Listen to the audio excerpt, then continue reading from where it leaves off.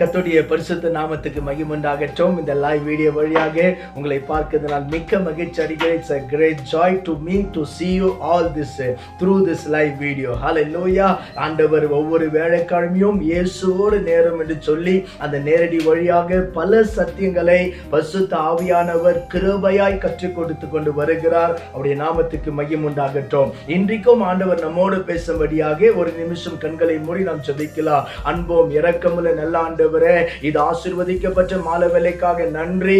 இது உம்முடைய நேரம் ஆண்டவரே, உங்க பிரசன்னம் இறங்குகிற நேரம், ஆவியானவர் நிறைவாய் பொழுதருளுகிற நேரம்.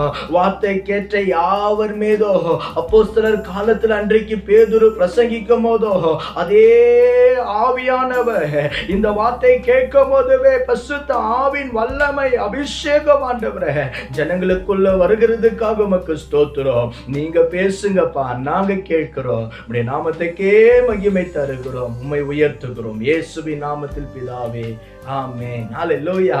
அன்பானவர்களே, இன்றைக்கும் அன்பானவர்களே, சபையில இருக்கிற ஒரு 3 கூட்டத்தாரை உங்களுக்கு நான் வேதத்திலிருந்து சுட்டி காட்டி காமித்து கொடுத்து நான் ஜெபிக்க ஆசைப்படுகிறேன். அப்போஸ்தலனாகிய பவுல் எழுதின 1 கொரிந்தியரின் புஸ்தகம் 3ஆம் அதிகாரம் 1ஆம் வசனம், the book of 1 Corinthians chapter 3 verse number 1. வேதம் சொல்லுகிறது, என் சகோதரரே, நான் உங்களை ஆவிக்குரியவர்கள் என்று எண்ணி பேசாமல் மாம்சத்துக்குரியவர்களோ அல்லது குழந்தைகளுமா இருக்கிற என்று நான் உங்களிடத்துல பேசுகிறேன் என்று அப்போஸ்தலனாகிய பவுல் சொல்லுகிறதை நாம் பார்க்க முடியும். அன்பானவர்களே, இன்றைக்கு பல ஆழமான சத்தியங்களை உங்கள் மத்தியில் நான் சொல்லவில்லை என்று சொன்னாலும் கூட இன்றைக்கு காலகட்டத்தில் தேவையான செய்திகளை பரிசுத்த ஆவியான ஒத்தாசையோடு கூட நான் பகிர்ந்து கொள்ள ஆசைப்படுகிறேன். நல்லா கவனிங்க. இந்த கொரிந்து சபையை பத்தி இதை பார்க்கிற அநேக போதகர்கள் பார்க்கிறீர்கள், ஊழியக்காரர்கள் பார்க்கிறீர்கள், சுவிசேஷமார்கள் பார்க்கிறீர்கள். எனக்கு போன் வழியாக நீங்க உற்சாகப்படுத்துகிறதுக்காக நான் ஆண்டவருக்கு மீண்டும் ஒரு வசனம் நன்றி சொல்லுகிறேன். கர்த்தருடைய நாமம் மகிமைப்படுவதாக. என்னால என்று மட்டும் தேவ சமூகத்துல காத்த அந்த வசனத்தை நான் சொல்ல உங்களோட கூட நான் பகிர்ந்து கொள்ள ஆசையோடு கூட இருக்கிறேன். இந்த இடத்துல 3 கூட்டத்தாரை சொல்லுகிறார். ஒரு கூட்டத்தார் ஆவிக்குரிய கூட்டத்தார், 2வது கூட்டத்தாரை பத்தி பைபிள் சொல்லுது குழந்தையின் கூட்டத்தார், 3வது கூட்டத்தை பத்தி சொல்லுது மாம்சத்தின் கூட்டத்தார் என்று நம்ம பார்க்கலாம். இந்த கூட்டத்திற்கு A group, B group, C group என்று கூட நம்ம கொடுக்க முடியும். அன்பானவர்களே, ஒரு சபை என்று இன்றைக்கு பார்க்கும் போதோ சபையில இப்படியான ஜனங்கள் இருக்கிறத நம்ம பார்க்கலாம். அது பெரிய சபையா இருந்தாலும் சரி, சின்ன சபையா இருந்தாலும் சரி, வளர்ந்து கொண்டு இருக்கிற சபையா இருந்தாலும் சரி, 3 விதமான கூட்டத்தார் அந்த நம்முடைய சபைக்கு வருகிறார், நம் போகிற சபைக்கு வருகிறார், நம்ம பார்க்கிற சபைக்குள்ள இருக்கிறார். அன்பானவர்களே, இன்றைக்கு இப்படியான கூட்டத்தாரை நம்ம அறிந்து கொண்டு தெரிந்து கொண்டு அவர்களுக்கு ஏற்ற வண்ணமாக வசனத்தை கற்றுக் கொடுப்போமானால் சொன்னா அன்பானவர்களே, இந்த 3 கூட்டத்தாரும் ஒரே கூட்டத்தாரை மாற பரிசுத்த ஆவியானவர் அனுக்கிரகம் செய்வார். ஹல்லேலூயா. நல்லா கவனிங்க. முதல் கூட்டத்தாரை ஆவிக்குரிய கூட்டத்தார்னு சொல்றாங்க. அது கடைசியாக நான் சொல்ல ஆசைப்படுறேன். முதல் கூட்டத்தார் எப்படியாப்பட்ட கூட்டத்தார்னா மாம்சத்துக்குரியவர்கள். ஹல்லேலூயா.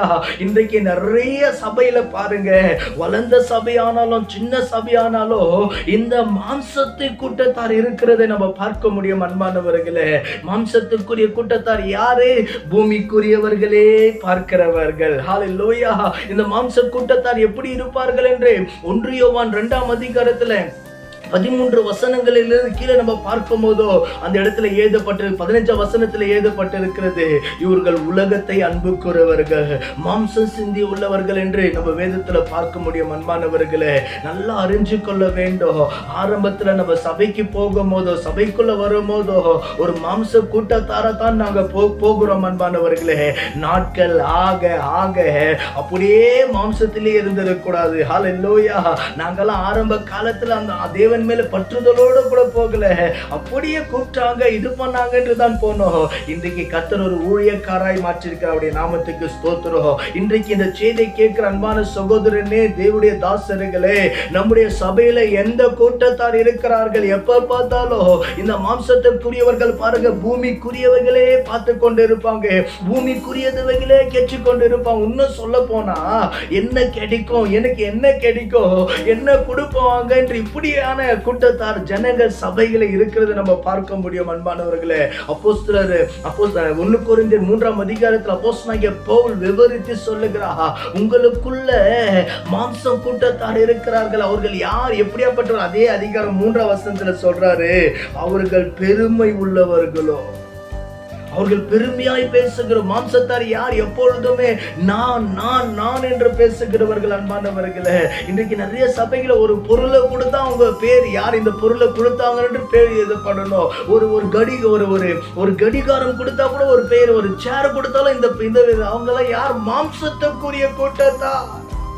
அப்போஸ்தலனாகிய பவுல் சொல்லுகிறதை பார்க்க முடியும். அடுத்து சொல்றார், வேதங்கள் டிவிஷன் இருக்கு. மாம்சத்தை நீ இந்த குரூப், நான் அந்த குரூப், எனக்கு இந்த பாஸ்டர் பிரசங்கம் பிடிக்கும், எனக்கு அவருடைய பிரசங்கம் பிடிக்கும், இப்படியெல்லாம் இருக்கிற மாம்சத்தின் கூட்டம் நிறைய பேர் நான் பார்க்கிறேன். அன்பானவர்களே, என்னுடைய அனுபவத்தை நான் பார்க்கிறேன். நிறைய பேர் பாருங்க, சத்தியத்துக்காக வர மாட்டாங்க.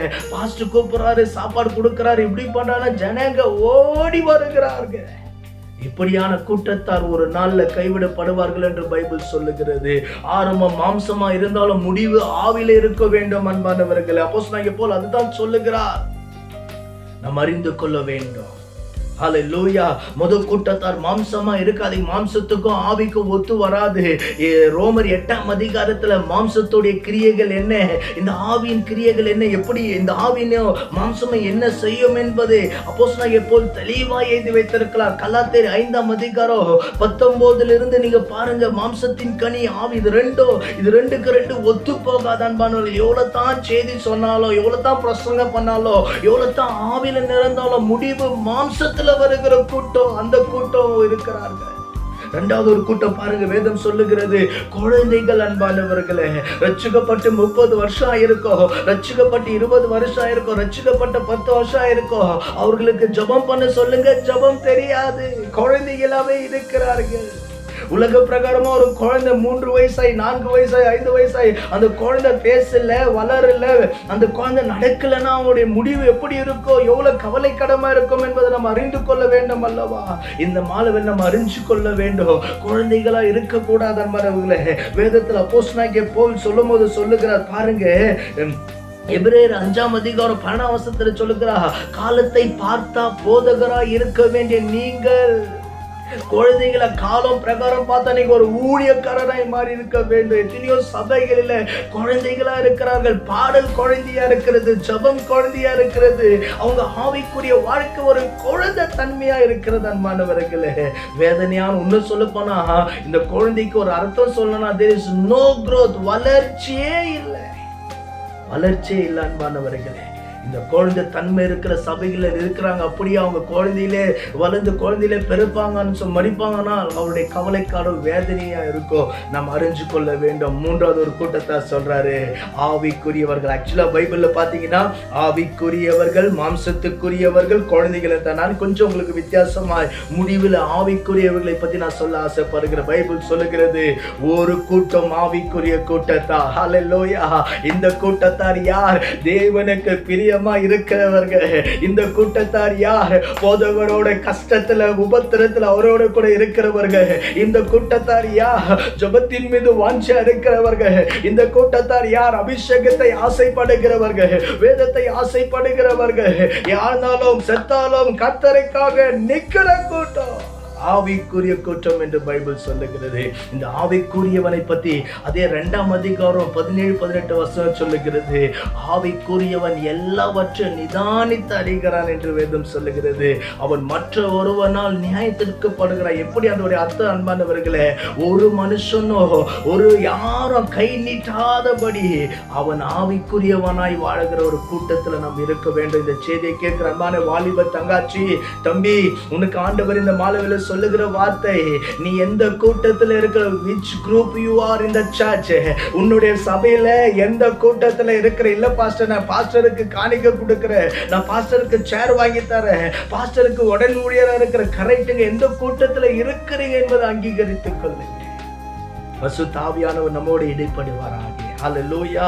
இந்த காரியங்கள் அநேகமா இருக்கிற உங்களுக்கு சுருக்கி நான் சொல்லி இருக்கிறேன். தேவன் நாமம் மகிமைப்படட்டும். எனவே விசுவாசி மீண்டும் சொல்லுகிற அன்பான போதகர்களே, நம்மளோட கூட வருகிற கூட்டத்தார் ஆவிக்குரிய கூட்டத்தார். இந்த கூட்டத்தார் இன்னும் ஒரு அடியால சொல்லணும்னா, எந்த விசுவாசி உபவாச கூட்டத்துக்கு தவறாம வருகிறதோ, she is a spiritual woman, he is a spiritual man. ஹல்லேலூயா.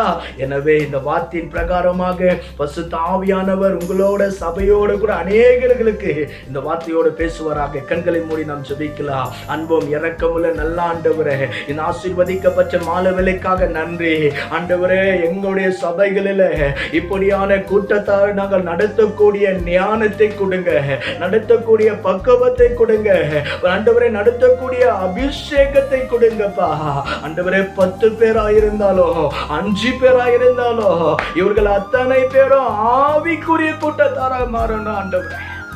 ஆவிக்குரிய கூட்டத்தார் தான் சியோனுக்கு எடுத்துக்கொள்வார்கள் என்று உம்முடைய வேதம் சொல்லுகிறதப்பா ஆண்டவரே. குழந்தை தன்மைகள் எங்க சபைகளை விட்டு நீங்கட்டும் ஆண்டவரே. மாம்சத்தின் ஆண்டவரே தன்மைகள் எங்க சபைகளை விட்டு நீங்கட்டும் இயேசுவின் நாமத்திலே.